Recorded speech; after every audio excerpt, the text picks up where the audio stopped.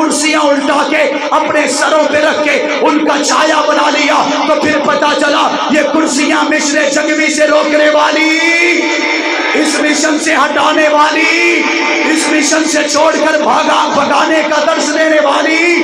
میں امید کرتا ہوں کہ آج یہ جو آپ کو ڈوز دی گئی ہے یہ اس پروگرام کے آخر تک آپ کو ملتی رہے گی، اور انشاءاللہ آپ گھبرائے کیوں بیٹھے ہیں؟ شہزادہ اہل سنت بھی آنے والا ہے، شیر اہل سنت یہاں پہ آئے بیٹھے ہیں۔ ابھی لاہور میں مولانا اورنگزیب فاروقی سے میں مل کے آ رہا ہوں، انشاءاللہ آپ جو چاہیں گے وہ آئے گا بھی، اور آپ کے دلوں کو جنگوی کی گرمائش سے محسوس بھی کرتا چلا جائے گا۔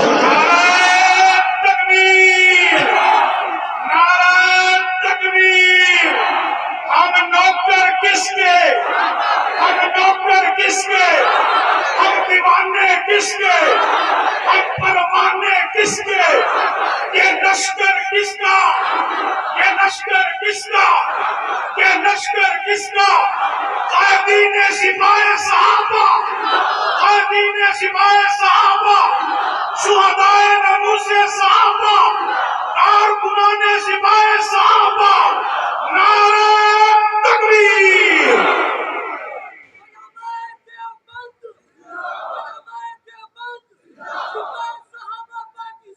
میرے والد شہید مورخ اسلام علامہ ضیاء الرحمن فاروقی شہید فرمایا کرتے تھے، کتاب فطرت کے سرورق پہ جو نام احمد رقم نہ ہوتا، کتاب فطرت کے سرورق پہ جو نام احمد رقم نہ ہوتا تو نقش ہستی ابھر نہ سکتی، وجود لوح و قلم نہ ہوتا تیرے غلاموں میں بھی نمایا، جو تیرا عکس کرم نہ ہوتا تو بارگاہ ازل سے تیرا خطاب خیر الامم نہ ہوتا۔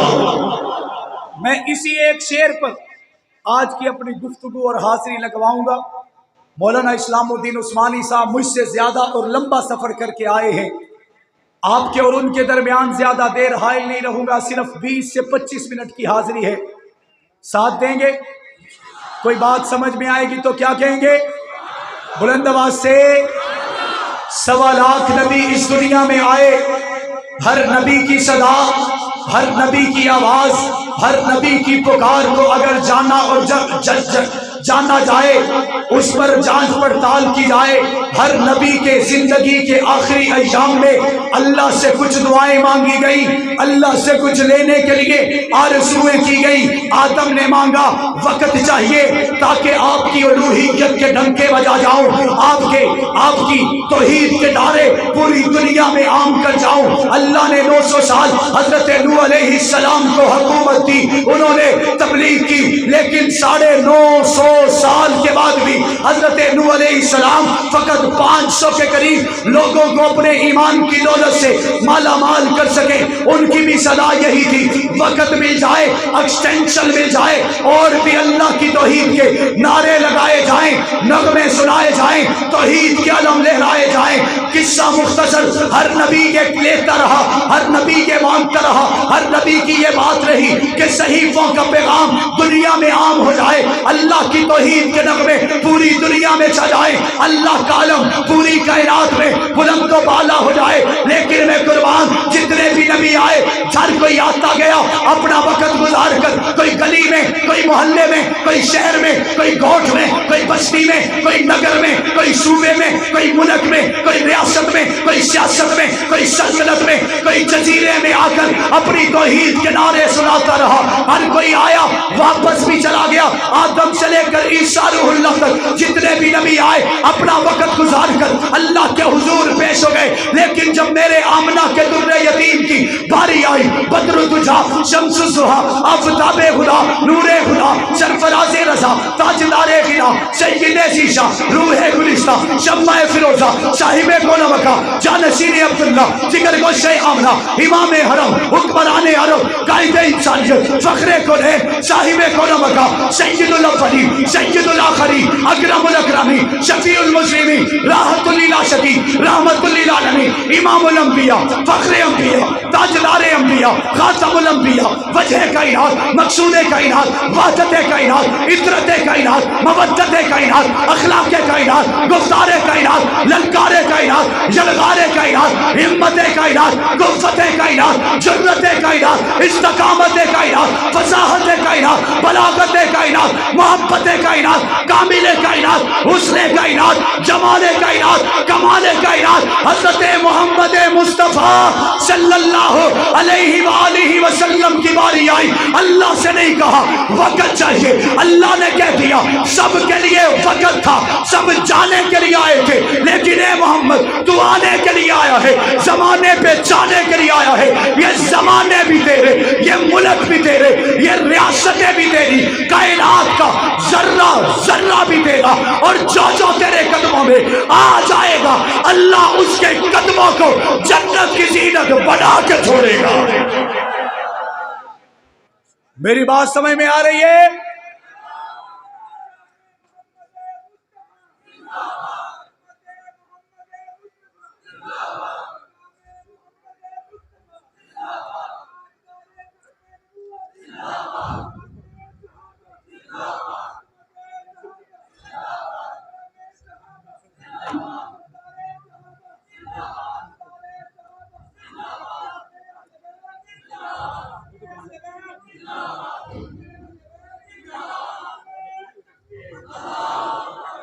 نعرہ تکبیر، تاجدار ختم نبوت، شان صحابہ، عظمت صحابہ، مولانا عثمان رحمت اللہ عثمان صاحب۔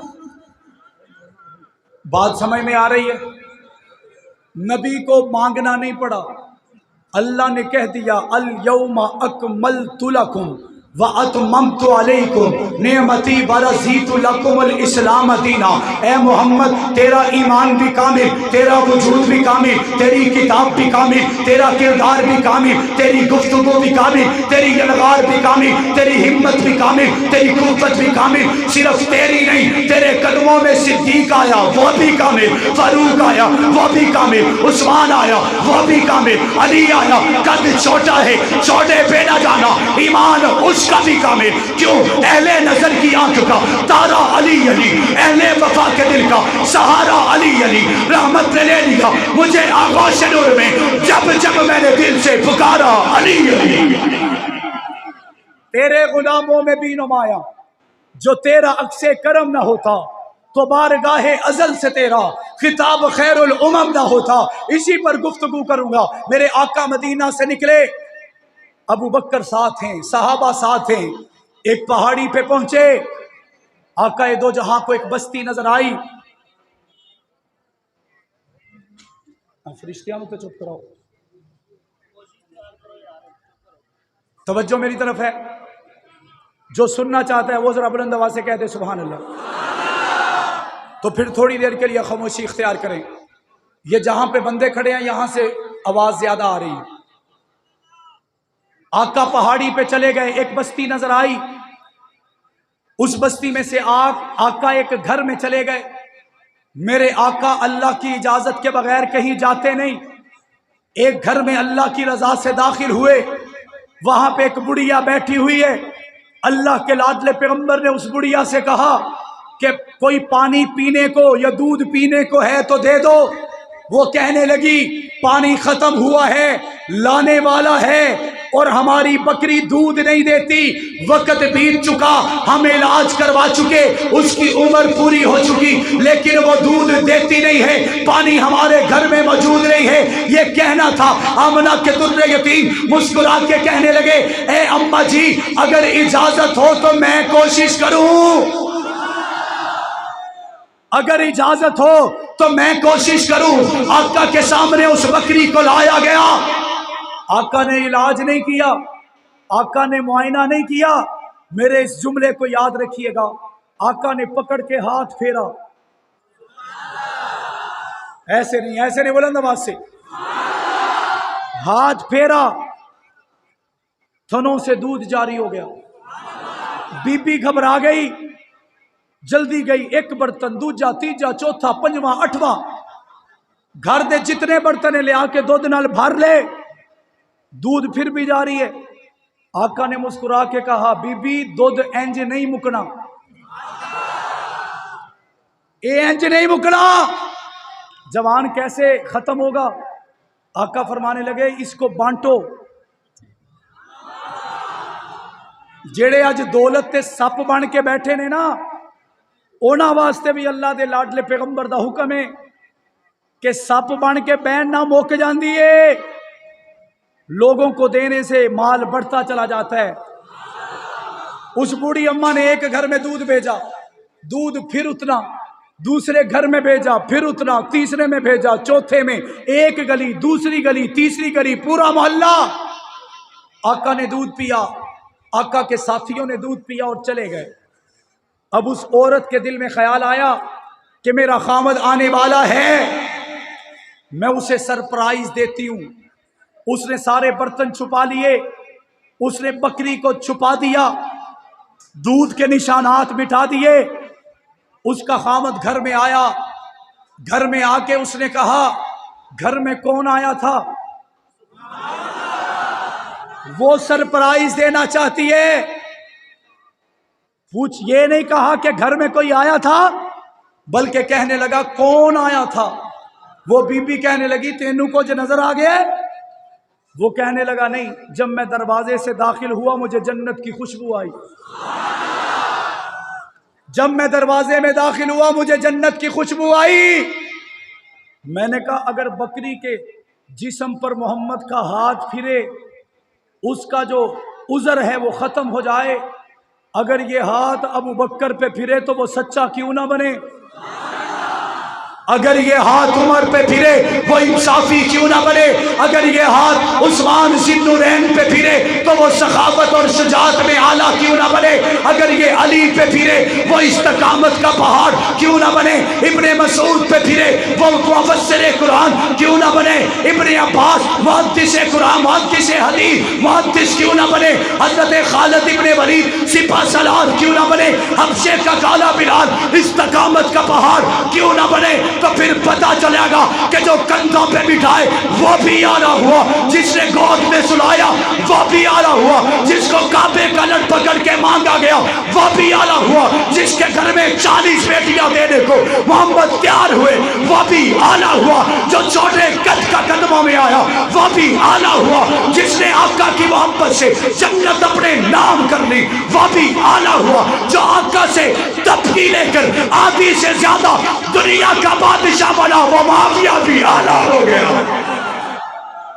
آلہ ہوا یا نہیں ہوا؟ تیرے غلاموں میں بھی نمایاں, تیرے غلاموں میں بھی نمایاں.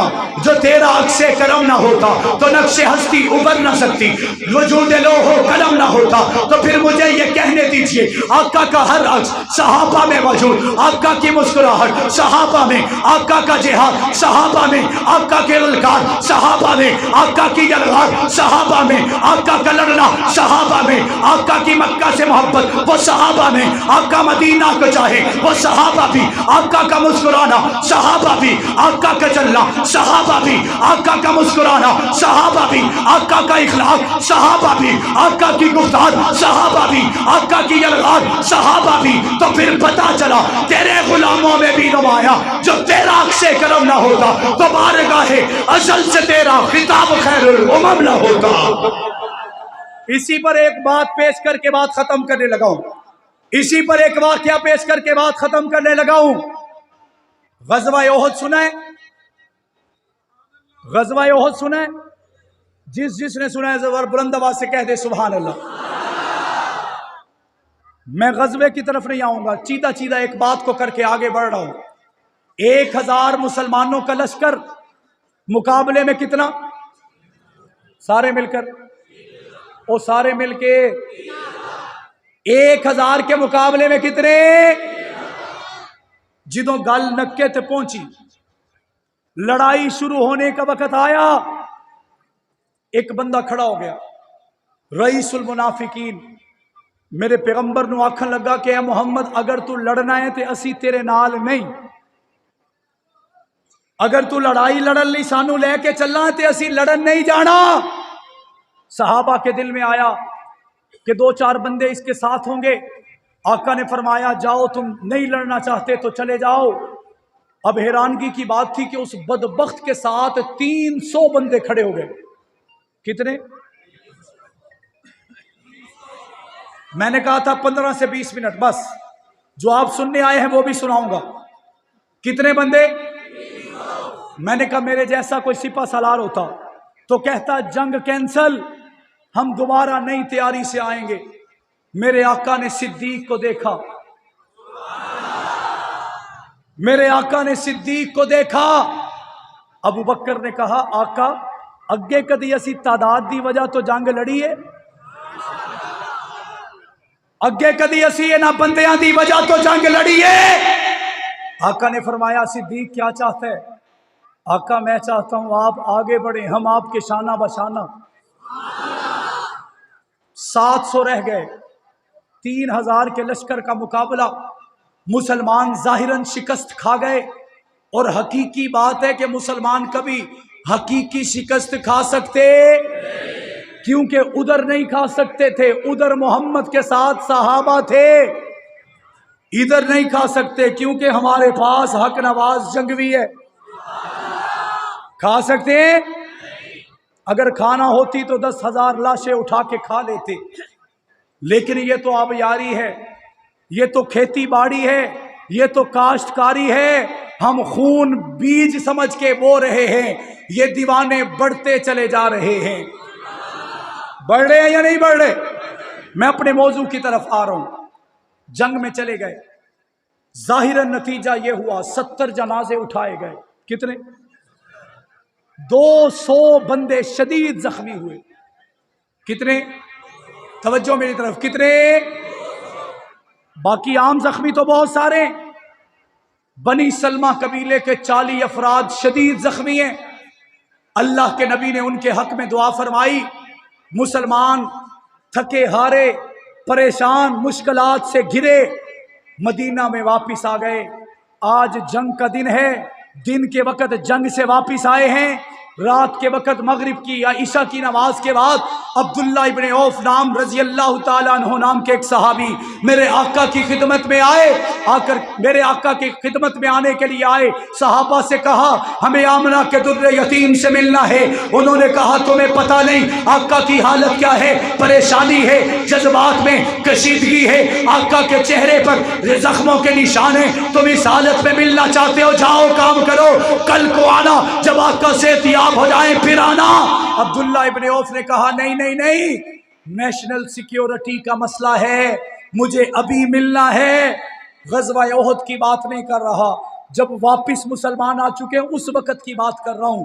آقا دو جہاں کو ملوایا گیا، حضرت عبداللہ بن عوف آقا دو جہاں کی خدمت میں گئے۔ آقا نے پوچھا اس وقت کیوں ملنا چاہتے تھے؟ انہوں نے عرض کی یا رسول اللہ آپ سمجھتے ہیں کہ کافر مکہ واپس چلے گئے ہوں گے؟ آقا نے فرمایا ہاں وہ تو پہنچ چکے ہوں گے۔ وہ کہنے لگا آقا یہ بات ٹھیک نہیں، کافر اس وقت مدینہ کے سرحدی علاقوں میں ہیں اور وہ آپ پہ حملہ کرنا چاہتے ہیں، وہ آپ پہ چڑھ دوڑنے کے لیے آئے ہیں۔ آقا نے فرمایا تمہیں کیسے پتا؟ وہ کہنے لگے میں اپنے گھر سے دیہات سے آ رہا تھا، مجھے کچھ لوگوں کا جھمگٹا نظر آیا، میں ایک پتھر کی اوٹ میں کھڑا ہو کے ان کی باتیں سننے لگا۔ آقا نے پوچھا انہوں نے کیا بات کی؟ حضرت عبداللہ ابن عوف کہنے لگے آقا ان میں سے ایک بدبخت کھڑا ہوا، اس نے کہا یہ کیسی جیت لے کر آئے ہو، ہم ایسی جیت کو نہیں مانتے، ہماری جیت کیسی ہے کہ محمد بھی زندہ ہیں، ابو بکر بھی زندہ ہیں، عمر بھی زندہ ہیں، واپس چلو ان تینوں کو مار کے آتے ہیں پھر بھی حقیقی جیت ہوگی۔ دوسرا بدبخت کہنے لگا محمد کو مارے بغیر ہم نہیں جائیں گے، نعوذ باللہ محمد کے محلے کی لڑکیوں کو اٹھائے بغیر ہم نہیں جائیں گے۔ تیسرا بدبخت کہنے لگا مسلمان پریشان ہیں، مسلمان زخمی ہیں، آؤ واپس چلتے ہیں، ان مسلمانوں کو نیست و نابود کرتے ہیں، دیا پانچا کرتے ہیں۔ صفوان کھڑا ہوا، اس نے کہا آپ کبھی بھی مسلمانوں کے لشکر پر دوبارہ حملے کی کوشش نہ کرنا، اور عقل کے اندھو تمہیں نہیں پتا کہ ہار کے باوجود بھی محمد کے لشکر میں عمر موجود ہے، عمر موجود ہے۔ تو انو پتا نہیں کہ نبی دے جڑے دیوانے نے وہ زخمی حالت زیادہ لڑ دے۔ عبداللہ ابن عوف کہنے لگے آقا جب صفوان نے یہ کہا تو وہ ڈر گئے، आका ने मुस्कुरा के कहा, ए अब्दुल्ला, ये सफवान तो पहले ही मेरी नजर में है। आका ने कहा, मेरे हक में दुआ की। आका ने मेरे हक में बात की। आका ने दुआ के लिए हाथ उठाए कि रब्बा इस सफवान को मेरे कदमों का गुलाम बना दे। अभी चंद दिन गुजरे थे कि सफवान मेरे आका के कदमों का गुलाम बन गया। वापिस चलते हैं उसी मौजू की तरफ। जब सारी बात हो गई, आका ने अब्दुल्ला इब्ने औफ से कहा कि अब्दुल्ला, मेरा दिल चाहता है कि वो हम पे हमला करें, उनसे पहले हम उन पे हमला कर देते हैं। आका दो जान ने फरमाया, मेरा दिल ये चाहता है। अब्दुल्ला ने कहा, आका जैसे आपका हुक्म। आका ने फरमाया, मैं अपनी बात खुद मनवाता नहीं होता, जरा ठहरो, मुझे अपने राजदारों से मशवरा करने दो। रात की तारीकी में आका निकले, एक सन्नाटे वाली गली में दो बंदों को बुलाया, तारीकी में जाके उनसे बात करने लगे। आका फरमाने लगे, ए मेरे प्यारे अबू बकर उमर, ये मामला हो गया, बताओ क्या करें। अबू बकर उमर बैक्स जुबान होके बोले, आका हमारा दिल चाहता है वो हमला करें, उससे पहले हम उन पे हमला कर दें। आका ने मुस्कुरा के कहा, अबू बकर उमर, मेरी भी यही ख्वाहिश है। मैंने कहा, अल्लाह का कुरान कहते हैं, फौहा इला अब्दिही मा औहा, नबी वो कहता है जो उनसे कहलवाया जाता है। तो मेरा विजदान कहता है, जो सिद्दीक ने कहा वो मोहम्मद ने कहा, जो फारूक ने कहा वो खुद खुदा ने कहा। तैयारी हो गई। आका ने फरमाया, बिलाल से कहो ऐलान कर दे, पहला दिन है जंग का। ऐलान करने के लिए बिलाल जाने लगे। आका ने फरमाया, मेरी एक शर्त है, ऐसे हालत में जब लोग जख्मी हो, ऐसी हालत में जब अंबार शहीदों के लगे हुए हो। मेरे आका ने एक सहाबा का इम्तिहान लिया। आका ने फरमाया, मेरी शर्त यह है कि जंग में वापस वही जाएगा जो ओहद में मेरे साथ था। जो ओहद में मेरे साथ था सिर्फ वही जाएगा। हजरत अबू बकर उमर ने कहा, आका जैसे आपका हुक्म। ऐलान हो गया। उसैद बिन हुज़ैर रजी अल्लाह ताला अन्हु आए, जिनके जिस्म पर 9 जख्म हैं। अपने दिलों पर हाथ रखिएगा। इन्हीं जख्मों से हक नवाज का जज्बा निकलता है। इन्हीं जख्मों से आजम तारक की जुर्रत निकलती है। इन्हीं जज्बों से हक नवाज जंगवी का जोश निकलता है। इन्हीं बलबलों से ज़ियाउर रहमान फारूकी की कुर्बानी निकलती है। असद बिन हुज़ैर आए, 9 जख्म हैं।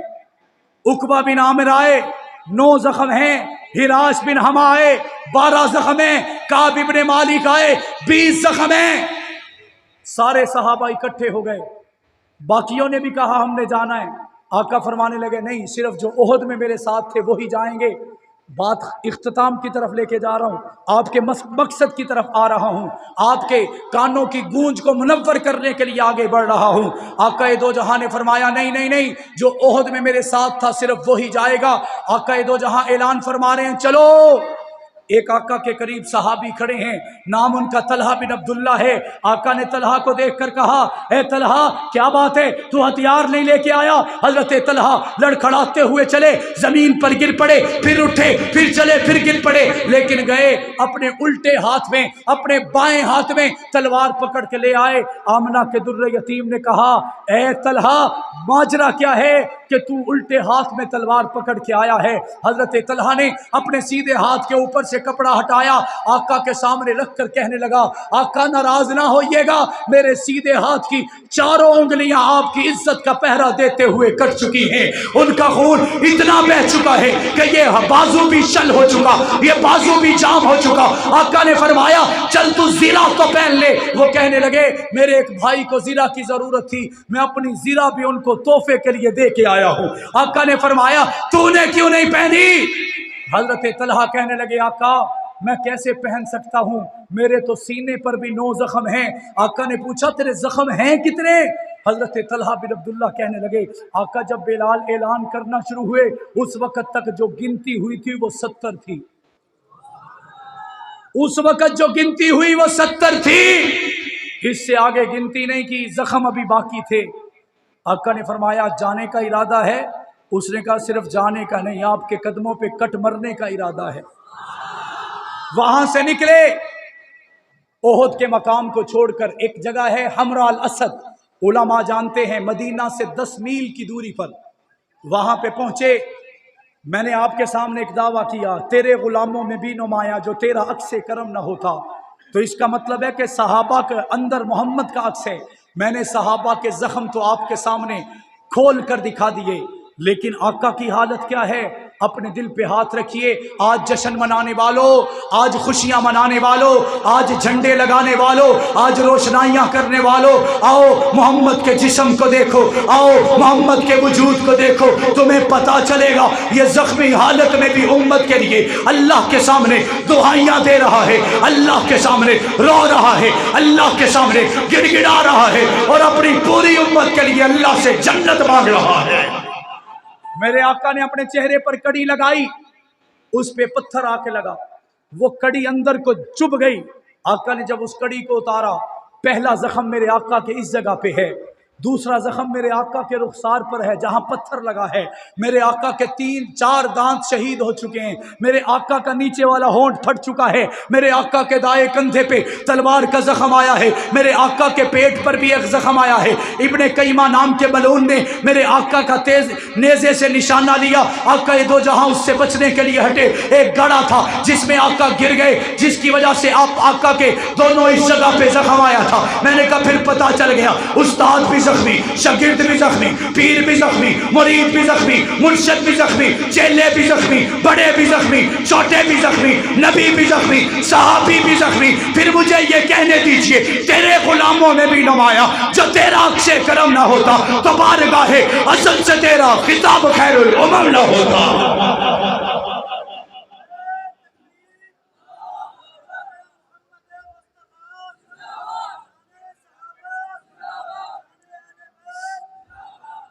میری بات سمجھ میں آ رہی ہے؟ لگتا ہے آپ بور ہو گئے، لگتا ہے آپ کو سمجھ نہیں آ رہی۔ یہ تو وہی ہوا، میرے والد پشاور میں بیان کر رہے تھے، خان صاحبان بڑی لمبی چوڑی تعداد میں بیٹھے ہوئے تھے۔ ایک خان صاحب اٹھے، تھوڑی دیر کے بعد نعرہ تکبیر، نعرہ حیدری، نعرہ فلاں، نعرہ فلاں۔ میرے والد ساری تقریر اسے ایک خان کو دیکھ کے کرتے رہے۔ جب بات ختم ہوئی، بات ختم ہونے کے بعد میرے والد کھانے کی ٹیبل پہ گئے، خان صاحب نعرے لا کے گھر پہنچ گئے۔ میرے بابا نے کہا جدوں تک وہ خان نہیں آندا میں روٹی نہیں کھانی۔ 3 گھنٹے لا کے انہوں لب کے لے آئے۔ میرے بابا نے اسے لقمہ توڑ کے دیا، خان صاحب یہ کھاؤ، کھانا کھلایا، کھلا کے پوچھا تمہیں کوئی بات سمجھ میں آئی ہے؟ وہ کہنے لگا مڑا کچھ سمجھ نہیں آیا، تمہارا جوش لگتا تھا، ہمارا نعرہ لگتا تھا۔ وہی نعر، اسی وجہ سے یہ 2-4 بس نعرے لگا رہے ہیں، باقی خاموشی سے بیٹھے ہوئے ہیں۔ تو انو روٹی کھوانے ہیں انشاءاللہ۔ ذرا بلند آواز سے کہیں سبحان اللہ، سارے بلند آواز سے کہہ دیں سبحان اللہ۔ آقا کے بات ختم کرنے لگا ہوں۔ آقا کا لشکر ہمراہ الاسد کے مقام پہ پہنچا جو مدینہ سے 10 میل کی دوری پر ہے۔ اس پورے لشکر میں کسی ایک بندے کے پاس بھی گھوڑا نہیں۔ میرے آقا سکب نام کے گھوڑے پر سوار ہیں، اس کے علاوہ کوئی گھوڑا نہیں ہے۔ آقا دو جہاں کے صحابہ جب زخمی حالت میں مدینہ آئے، ایک بات رہ گئی، ہم کسی کے لیے لڑنے مرنے کے لیے جائیں، ہمارے کھانے کا، پینے کا، رہنے کا، چلنے کا، پھرنے کا ہر خرچہ وہ ہمارے جس کے ساتھ مل کر ہم لڑنے جاتے ہیں اس پہ ہوتا ہے۔ لیکن یہ محمد کے صحابہ جب گئے واپس آئے، پٹی کرنے کو نہیں تھی، مرہم لگانے کو مرہم نہیں تھا۔ صحابہ آگ جلاتے، اپنی پگڑیوں کو گرم کر کے ان زخموں پہ رکھ لیتے، اگر کسی کا خون نہ رک رہا ہوتا اسے آگ کے آگے کر کے جلساتے، اس کے جراثیم کو ختم کرواتے۔ میں نے کہا اسی حالت میں 10 میل کا سفر کر کے محمد کے صحابہ ہمراہ الاسد کے مقام پہ پہنچے۔ جب وہاں پہ گئے، اللہ رب العزت کے لاڈلے پیغمبر اللہ کے سامنے سر سجود ہے۔ رات کی تاریکی میں 2 بھائی عبداللہ بن سہیل اور رافع بن سہیل اس لشکر کے ساتھ آ کے ملتے ہیں۔ پہرے پر موجود عباد بن بشر رضی اللہ تعالیٰ عنہ نے انہیں کہا کہ تم اس وقت کیوں نہیں آئے جب محمد نے پکارا تھا، جب محمد نے بلایا تھا؟ وہ کہنے لگے ہم تمہیں نہیں بتائیں گے، ہم محمد کو دکھائیں گے۔ جب آقا کے پاس لایا گیا، آقا سے کہنے لگے، آقا نے بھی یہی سوال کیا، کہ تم پہلے کیوں نہیں آئے؟ وہ عبداللہ اور رافع کہنے لگے آقا ذرا اپنے چراغ کی روشنی ہمارے قدموں کی طرف کیجئے گا۔ آقا نے جب روشنی کی، آقا کی آنکھوں سے آنسو جاری، کیونکہ ان دونوں کے پاؤں سے پورے جسم کا خون نکل کر نچڑ رہا تھا۔ وہ جہاں پہ قدم رکھتے تھے وہیں پہ نقش پڑ جاتا تھا۔ تو پھر مجھے یہ کہنے دیجئے تیرے غلاموں میں بھی نمایا جو تیرا سے کرم نہ ہوتا تو بارگاہ ازل سے تیرا خطاب خیر الامم نہ ہوتا۔ ایک منٹ ٹھہریے، اللہ کے قرآن نے اس واقعے کو پکارا، الذین استجابوا للہ والرسول من بعد ما اصابهم الکرح للذین احسنوا منہم واتقوا اجر عظیم۔ اللہ نے ان دونوں بھائیوں سے پوچھا کہ تم رک جاتے تو یہ ایک آ جاتا۔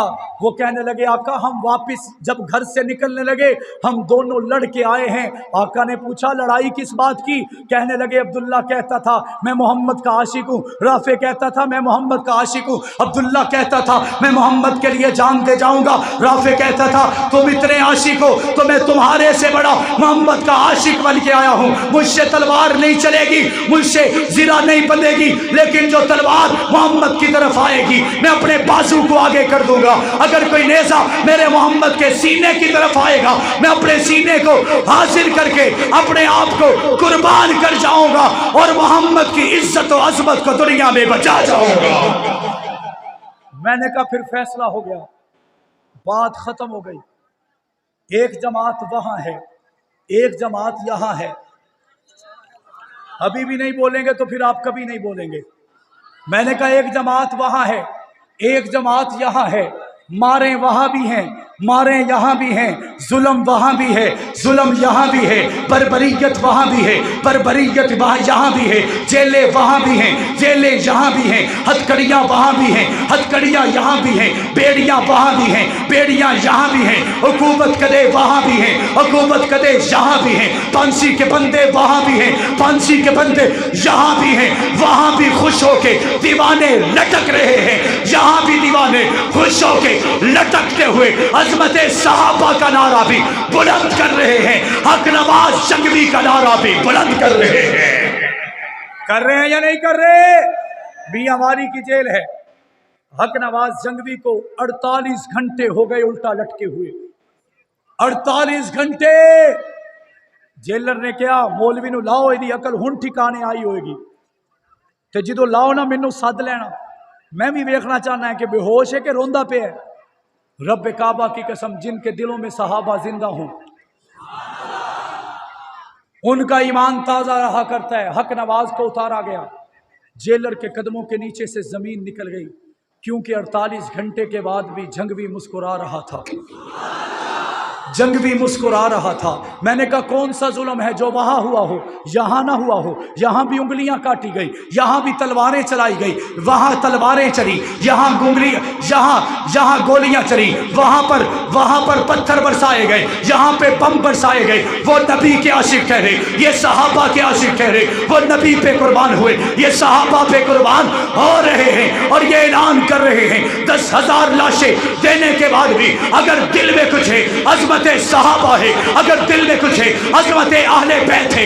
اسی نغمے کو لے کر آج یہ ہزاروں کا اجتماع اسی بات کی دلالت کرتے ہوئے اسی کا عہد دہرانے کے لیے آیا ہے۔ جنگوی نے اگر قبر سے پکارا ہم جنگوی کے مشن کے لیے اپنی جان کی بازی لگا جائیں گے اور دنیا کو بتائیں گے ہمارا جینا بھی جنگوی کا مشن، ہمارا مرنا بھی جنگوی کا مشن، کیونکہ ہم قبر میں اتریں گے ابھی مٹی خشک نہیں ہوگی، اسی مٹی سے جنت کی خوشبو جاری ہو جائے گی۔